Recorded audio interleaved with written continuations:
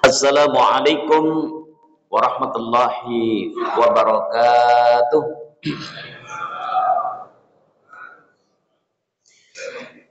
Alhamdulillahilladzi ahyana ba'da ma amatana wa ilaihi nusyur. Asyhadu an la ilaha illallah wa asyhadu anna Muhammadar Rasulullah. Allahumma salli wa sallim wa barik ala sayyidina Muhammadin wa ala ali sayyidina Muhammad, amma ba'du. Subhanaka la ilma lana illa ma 'allamtana innaka antal alimul hakim. Bapak dan Ibu hadirin sedang jemaah salat subuh yang dirahmati Allah Ta'ala, bersyukur kepada Allah dengan mengucapkan alhamdulillahirabbil alamin. Hari ini 9 Ramadan 1445 Hijriah. Kita masih diberikan nikmat oleh Allah. Nikmat kesempatan hidup di atas dunia tidak lain dan tak bukan adalah mempersiapkan bekal kematian kita menghadap Allah Ta'ala dengan beramal soleh. Insya Allah amalan-amalan yang soleh itulah yang akan mempermudah kita menghadap Allah Azza wa Jalla.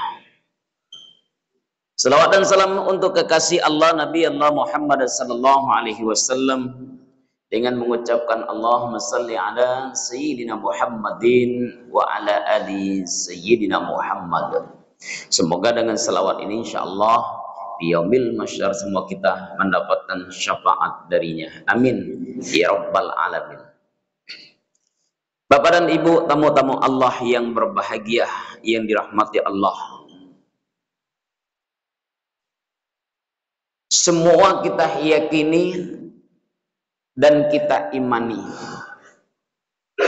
kehidupan dunia sementara waktu sifatnya. Tidak akan ada yang kekal dan abadi. Sejak manusia pertama Nabi Adam alaihi salam sampai kepada Nabi Allah Muhammad sallallahu alaihi wasallam, mereka semua diwafatkan oleh Allah Ta'ala, terkecuali Nabi Isa alaihi salam. Karena menurut riwayat Nabi Isa Allah angkat dia ke langit. Langit mana? Wallahu a'lam. Kapan dia akan turun? Nanti mendekati kiamat.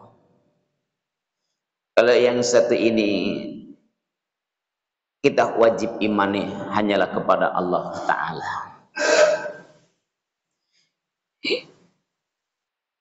Nabi Adam alaihi salam sampai kepada Rasulullah sallallahu alaihi wasallam, di antara 25 nabi dan rasul yang diutus oleh Allah Ta'ala, kita hanya mengetahui umur yang pendek mereka 25 nabi dan rasul ini di atas dunia.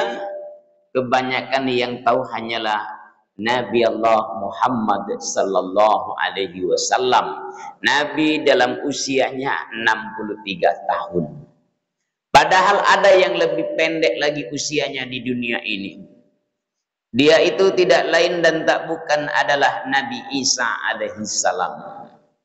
Karena menurut riwayat ada yang sampai menyebut Nabi Isa di dunia ini hanya sampai dalam usia 31 tahun.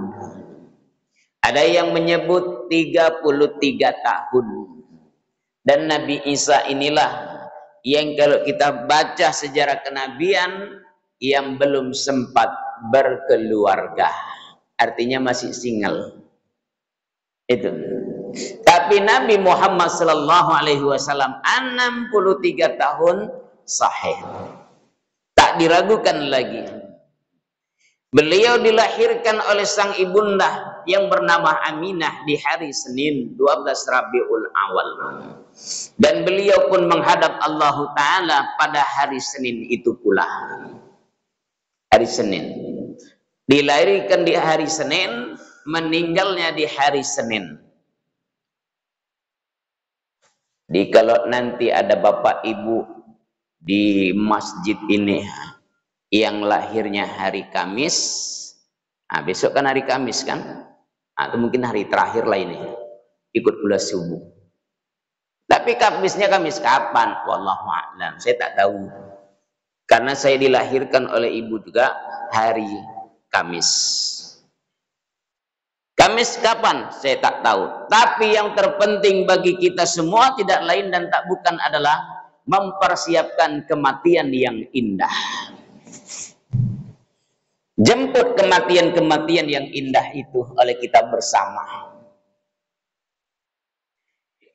Kematian yang terindah itu ayah dan ibu pertama membiasakan lidah hati ini senantiasa zikrullah, mengingat-ingat Allah. Ala bizikrillahi tasma'inul qulub. Ketahuilah kata Allah, dengan banyak engkau mengingat-ingat aku, engkau berzikir mengingat aku sebanyak-banyaknya, akan membuat hatimu itu menjadi tenang. Saat kematian datang pun kita tenang. Kenapa? Lidah, hati ingat kepada Allah Subhanahu wa ta'ala. Karena kematian yang terindah itu ayah ibu, di akhir hayatnya, kalau semua kita nanti di akhir hayat kita mengucapkan kalimat yang mulia, kalimat la ilaha illallah, kata Rasulullah sallallahu alaihi wasallam, yadkhulul jannah, dijamin masuk surga. Maka dalam kitab Duratun Nasihin pun disebut ada satu kalimat yang kalau diucapkan dia ringan, walaupun ringan diucapkan, namun berat dalam timbangan Allah Azza wa Jalla.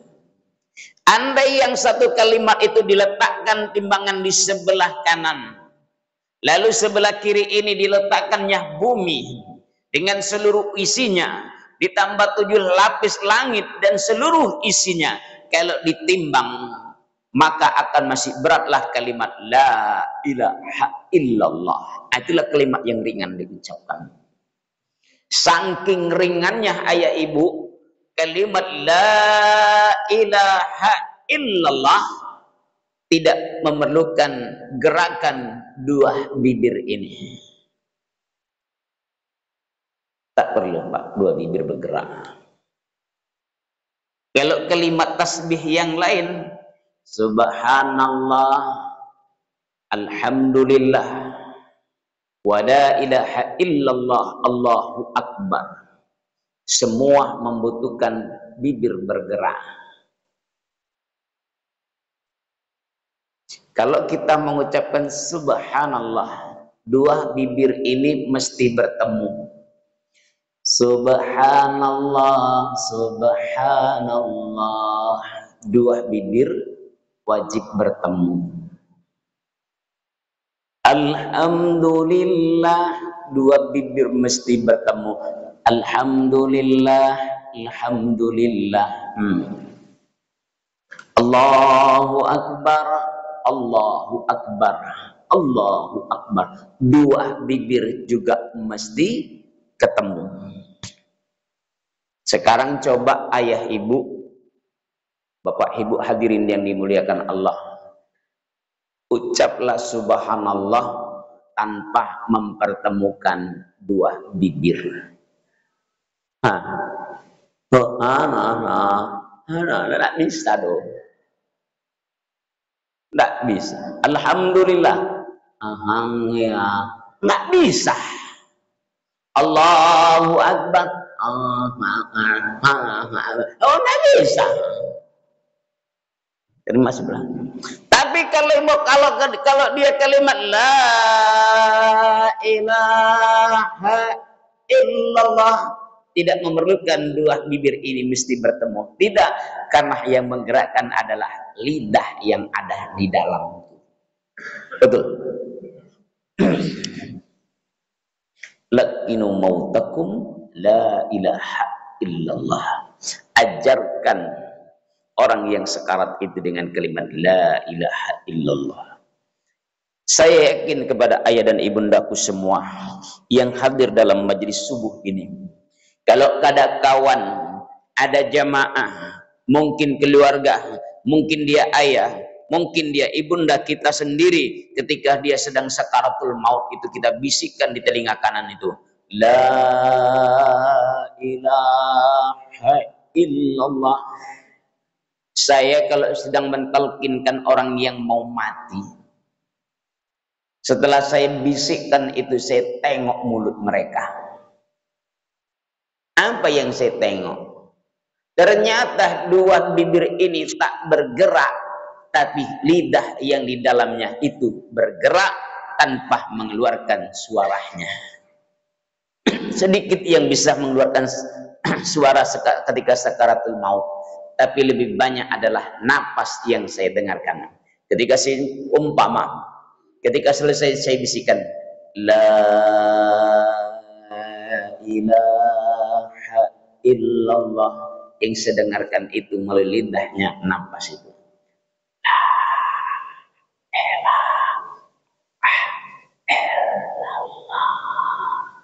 Itu yang saya dengarkan. Ringan diucapkan, berat dalam timbangan Allah. Maka kalau begitu gimana? Jadikan hari-hari kita itu senantiasa zikir kepada Allah. Ketika kita zikir ini, ayah ibundaku yang dirahmati Allah, kalau tidak memiliki wudhu, pastikan tetap mendapatkan pahala. Kalau kita dalam posisi berwudhu, tentulah pahala itu lebih banyak daripada yang tak berwudhu. Maka kalau sedang bawa mobil, subhanallah walhamdulillah wala ilaha illallah Allahu akbar. Sedang bawa motor, subhanallah walhamdulillah wala ilaha illallah Allahu akbar. Terlalu panjang, la ilaha illallah, la ilaha illallah, la ilaha illallah. Sedang berjalan mau pulang ke rumah, la ilaha illallah, la ilaha illallah. Tapi ketika kawan mengajak cerita, layani dia baik-baik. Pak, ala makan sahur, la ilaha illallah, la ilaha illallah. Pak, ala makan sahur, Pak, la ilaha illallah, la ilaha. Pak, pokak namanya. Layani kawan itu bercerita. Mau terbaring ke tempat tidur kita, nak istirahat malam kita, bismika Allahumma ahya wa bismika wa amut, la ilaha illallah. Zikir sebanyak-banyaknya, tidak mesti dengan biji tasbih, tidak mesti tangan harus begini, tapi lantunkan kalimat itu dalam hati, la ilaha illallah, la ilaha illallah. Sampai kapan? Sampai kita tertidur. Entah jam berapa dan menit ke berapa, ke detik berapa kita tidur, wallahu a'lam, takkan ada yang tahu.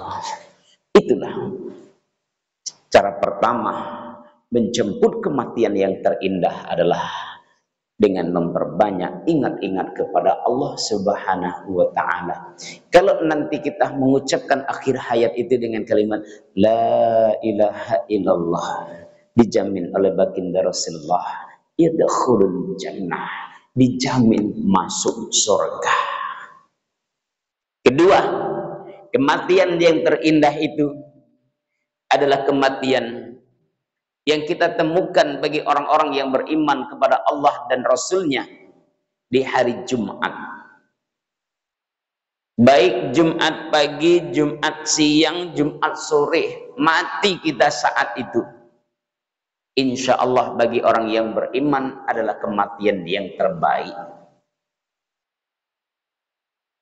Apakah semua orang yang mati di hari Jumat itu orang yang dijamin oleh Allah ke dalam surga? Belum pasti. Hanya khusus mereka-mereka yang beriman kepada Allah dan Rasul. Kalau semua orang yang mati di hari Jumat kita katakan mereka itu berakhir dalam keadaan husnul khatimah, jangan dulu buru-buru. Kalau orang yang soleh, saya yakin Ya Pak ya. Kalau orangnya soleh, rajin ke masjid, rajin berjamaah, rajin baca Quran, rajin dalam hadir majelis-majelis ilmu, mati dia di hari Jumat itu, insya Allah baik. Oh, dia tidak matinya hari Jumat, hari Senin, hari Selasa, hari Rabu, hari Kamis, hari Jumat, hari Sabtu, hari Ahad. Kalau dia orang yang beriman, insya Allah baik. Karena Rasulullah sendiri pun meninggal di hari Senin, kan begitu. Tapi kalau yang meninggal hari Jumat itu orang yang tak pernah sholat sama sekali, tak pernah sholat sama sekali. Contoh, perampok, maling, udah dikejar-kejar sama buser, tembakan peringatkan ke atas tak diindahkan, 3 tembakan, nggak diindahkan, mungkin jengkel ke buser kok, diarahkanlah itu, roboh, mati, husnul khotimah. Jangan semua awak bilang husnul khotimah, deh kok rampok kok mati hari Jumat kok kawan, mudah-mudahan mati husnul khotimah. Enggak, wallahu a'lam. Tak semua. Jadi ayah dan ibu hadirin yang dimuliakan oleh Allah Subhanahu wa taala. Kullu nafsin dha'iqatil maut. Semua yang hidup itu pasti mati. Akan kita temukan kapan waktunya, di mana tempatnya, kita tak akan tahu. Satupun di antara kita tidak akan ada yang tahu. Orang mati itu ibu bapak tergantung kebiasaan-kebiasaan ketika di dunia ini. Kalau kebiasaan baik lebih banyak, kebiasaan kita salat 5 waktu berjamaah, ya mudah-mudahan kematian itu kita temukan di dalam masjid. Amin. Pas sujud terakhir, Allahu Akbar. Kawan sudah tahiyat awal, kawan sudah tahiyat akhir, kita masih sujud. Assalamualaikum warahmatullahi wabarakatuh. Assalamualaikum warahmatullahi wabarakatuh. Begitu disentuh badan kita langsung tumbang. Saya berkata, inilah yang Allah pilih. Di mana kebiasaan selama hidupnya di dunia, disitulah Allah akan matikan dia. Itu yang saya nanti-nanti. Tapi bukan sekarang. Kalau sekarang pas sedang ceramah mati, belum, saya belum siap untuk itu.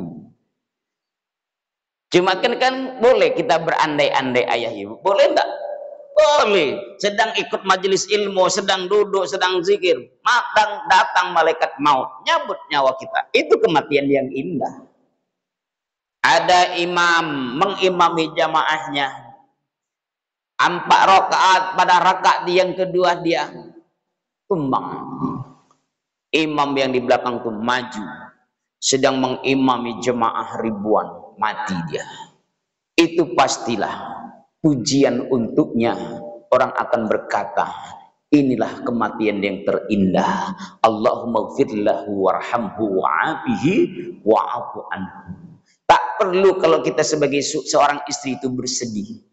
Seorang anak pun janganlah terlalu bersedih terlalu lama-lama. Kenapa? Ayah kita, emak kita mendapat kematian yang tempat yang paling indah. Sedih harus, menangis jangan. Sedih manusiawi, meraung-raung Allah dan Rasul mengharamkan. Betul enggak? Kalau sudah pergi, sudah. Innalillahi wa inna ilaihi raji'un. Ikhlaskan. Kau tangisi pun sekuat tenagamu itu jenazah, juga tidak akan dikembalikan oleh Allah itu ruhnya. Maka dulu saya dapat pesan dari sang ayah, almarhum ayah. Nak, iya ayah, aku nak bilang dengan kau hari ini, kalau nanti aku ayahmu mati, tolong jangan engkau lamakan aku di dunia ini. Jangan kau tunggu saudaramu yang di sana, yang di sana, yang di sana hanya untuk melihat mayitku. Jangan. Emangnya ketika saudaramu yang jauh datang tuh dari sana ke sini tuh, memangnya ayahmu hidup? Enggak. Ayah akan menjadi bangkai dan akan terlalu lama menunggu kalian dan berujung menimbulkan bau busuk. Itulah yang saya amalkan orang tua. Itu kubur cepat. Enggak ketemu jenazahnya Pak Ustadz, kau doa aja. Aku nak memandikan dia. Kau datang masih 10 jam lagi. Dia mati sudah 5 jam yang lalu. Tak perlu kau lama-lama. Bahkan kalau ada yang meninggal pun di antara kita, umpama pagi ini, jam subuh ini, meninggal sebelum zuhur udah dikebumikan. Betul enggak? Bagi orang yang beriman, lebih cepat dia diselenggarakan fardu kifayahnya, itu lebih baik. Untuk apa? Menghindarkan apa yang disebut oleh yang katakan aib. Itu lebih baik. Ainama takunu yudrikumul maut walau kuntum fi burujim musayyadah. Dimanapun engkau berada, kata Allah, kalian takut dengan kematian. Kalian takut dengan kematian, dan kematian yang kalian takuti itu, kata Allah, pasti akan menjemputmu. Siap atau tidak siap, rela atau terpaksa, kalau sudah waktunya mati, mati. Jadi kalau orang mati itu, ayah dan bunda hadirin yang dirahmati Allah, karena rezekinya memang sudah habis. Itu disebut mati kita, Pak, berarti rezeki kita sudah habis. Andai saja ketika MOU kita oleh Allah Ta'ala dikalah dalam rahim ibunda, kan ada yang satu rahasia yang kita tak pernah tahu, umur, rezeki, jodoh, kematian. Betul kan? Ini kan yang tak pernah tahu. Mungkin saat di dalam rahim itu Allah sebut dengan kita, kita MOU dengan kita. Kau Ustadz Ikhwan, engkau makan beras ini selama kau hidup di atas dunia 500 ton. Banyak tuh 500 ton tuh, Pak. Sekarang yang baru saya makan baru 200 ton. Masih ada 300 ton lagi yang harus saya habiskan. Sampai kapan, Pak? Mungkin 2060. Entai-entai enggak, kan begitu. Itu contoh. Tapi ada kematian yang paling dibenci oleh Allah dan Rasul bagi kita orang-orang yang beriman. Ketika diuji oleh Allah dengan berbagai cobaan-cobaan kita tidak kuat, lalu kita mengambil jalan pintas. Jalan pintas itu disebut dengan mati bunuh diri. Mati bunuh diri sekalipun dia orangnya alim, 5 waktu dia berjamaah, hajinya sudah, umrohnya bolak-balik, menyantuni anak yatim, mati dia bunuh diri. Tidak akan pernah Allah dia masukkan ke dalam surganya. Tak akan pernah. Akan kekal di dalam neraka untuk selama-lamanya. Mari sabar saja ketika diuji oleh Allah berbagai dengan penyakit.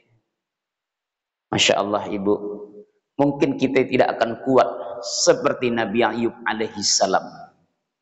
Nabi Ayub alaihissalam kita tengok dan kita baca dalam sejarah itu, Masya Allah, banyak ujiannya. Sampai-sampai kulit-kulit yang membalut daging ini pun tinggal hanya membalut tulang-tulangnya saja. Lalu ulat-ulat itu pun sudah banyak menggerogoti. Tapi yang diminta sama Nabi Ayub cuma satu. Apa? Hai ulat, jangan engkau sentuh hati ini. Karena apa? Ini hati untuk mengingat Allah. Tapi daging-daging yang lain silakanlah engkau makan, aku ikhlas. Asal jangan kau sentuh hati itu. Jadi manusia itu, ayah ibu, yang paling utama hati ini. Kalau hati ayah dan ibunda selalu ingat dengan Allah, selalu berzikir ke Allah Ta'ala, mudah-mudahan ayah dan bunda menemukan kematian yang terindah. Amin. Nah, Masya Allah. Kalau orang yang kematian indah itu gimana? Senyum. Akhir hayatnya senyum. Dimandikan. Orang yang mandikan senang. Orang mengkafankan kan senang. Nah apa? Orang yang soleh. Hidup ini yang paling berat bagi saya seorang pribadi adalah memandikan mayit. Paling berat. Apa yang berat? Menjaga aib. Itu yang paling berat, Pak. Kadang-kadang pun kami sebagai petugas perlu kifayah. Habis mandikan 2-3 hari, besoknya ditanya sama orang, gimana Ustaz? Gimana? Apanya? Mayitnya? Bau enggak? Itu pula yang ditanya. Ada yang gitu kan? Bau enggak? Matanya gimana? Itu ekornya gimana? Itu pertanyaan mulu. Saya bilang hanya, baik, selesai masalah saya. Kenapa? Andailah orang itu saya tutupi aibnya, esok Allah pun akan menutupi aib saya. Andailah orang itu membuka aib saya, suatu saat pun saya akan dibukakan aib oleh Allah Azza wa Jalla. Semoga ayah dan ibunda kita menemukan kematian yang terindah untuk kita semuanya. Amin. Ya Rabbal Alamin. Mari jaga hati kita, tetap istiqomah, ingat kepada Allah, ingat kepada Rasulullah Sallallahu Alaihi Wasallam, mahabbah, cinta Allah dan cinta Rasulullah Sallallahu Alaihi Wasallam. Mudah-mudahan hari ke-9 Ramadan ini tetap kita istiqomah berjamaah. Karena yang saya khawatirkan 10 Ramadan pertama memang penuh. Aku 10 Ramadan pertama kok. 10 Ramadan kedua mulai berguguran. 10 Ramadan ketiga hari 21 sampai ke 30 pula yang tinggalku pemain inti. Siapa pemain inti itu Pak Ustadz? Yang top. Tahu Ibu Bapak top? Tua-tua, ompong-ompong, pengantua. Itu yang saya tengok. Ada kajian subuh hanya bersandar di antara tiang-tiang. Bisikun enggak dong. Mohon maaf, intermezzo saja. Jangan dimasukkan ke hati ayah bunda ya. Tapi mudah-mudahan ayah ibunda istiqomah, kita saling mendoakan dalam kebaikan insyaallah. Subhanakallahumma wa bihamdika asyhadu an la ilaha illa anta astaghfiruka wa atubu ilaik. Assalamualaikum warahmatullahi wabarakatuh.